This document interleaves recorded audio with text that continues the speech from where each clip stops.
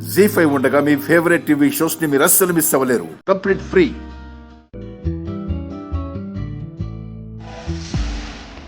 Mummy ఏం చేస్తున్నావురా? Fruit shop దగ్గర ఉన్నాను మమ్మీ.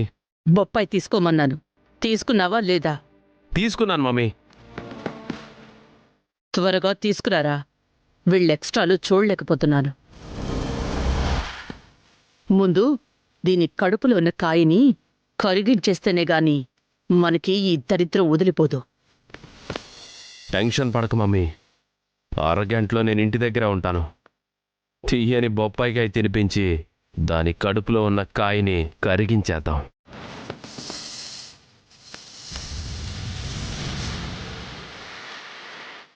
రే దీపక్, బొప్పాయిని డైరెక్ట్గా ఇంటికి తీసుకురావద్దు, జ్యూస్ చేయించి తీసుకురా.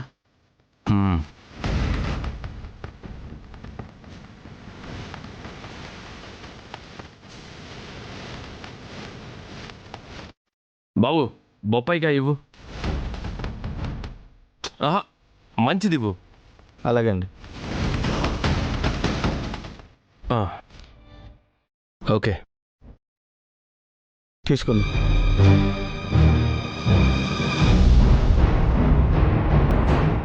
తల్లి కొడుకులు మళ్ళీ ఏదో కుట్ర చేస్తున్నారు.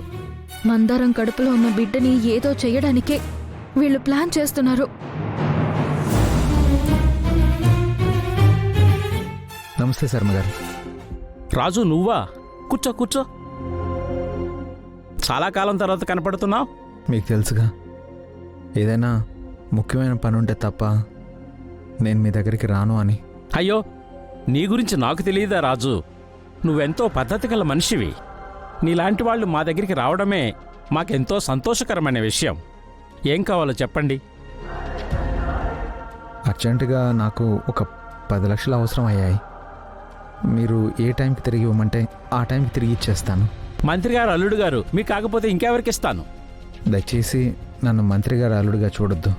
మినిస్టర్ గారు పిఏగా, ఒక బస్తీ మనిషిగా చూసి అప్పు ఇవ్వాలనిపిస్తే ఇవ్వండి. పర్వాలేదు రాజు, నేను ఇస్తాను. మీ దగ్గర డబ్బులు ఎక్కడికి పోతాయి?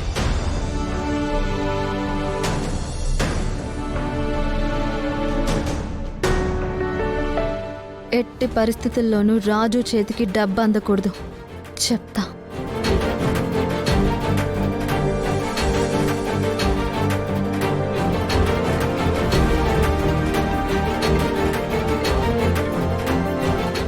హలో, ఎవరు? నేను బాలమ్మని బిడ్డను రేణుకని మాట్లాడతాండా. చెప్పమ్మా. ఇప్పుడు మీ తానికి రాజు వచ్చిండు కదా, డబ్బు అడగనీకి. అవునమ్మా. ఎట్టి పరిస్థితుల్లోనూ అతనికి డబ్బులు ఈయనకి వీల్లేదు. ఏమ్మా? ఇప్పుడు కారణాలు ఏం అడగొద్దు. సరేనమ్మా. ఒకప్పుడు మీ అమ్మగారు సాయం చేయడం వల్లే నేను ఈరోజు ఈ స్థాయిలో ఉన్నాను. నీ మాట కాదనలేను.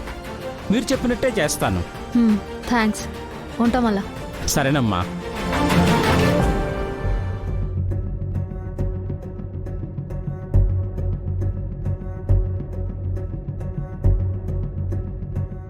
సారీ రాజు, ఏమనుకోవద్దు. సమయానికి డబ్బులు లేవు. నేను నీకిప్పుడు డబ్బులు ఇవ్వలేను.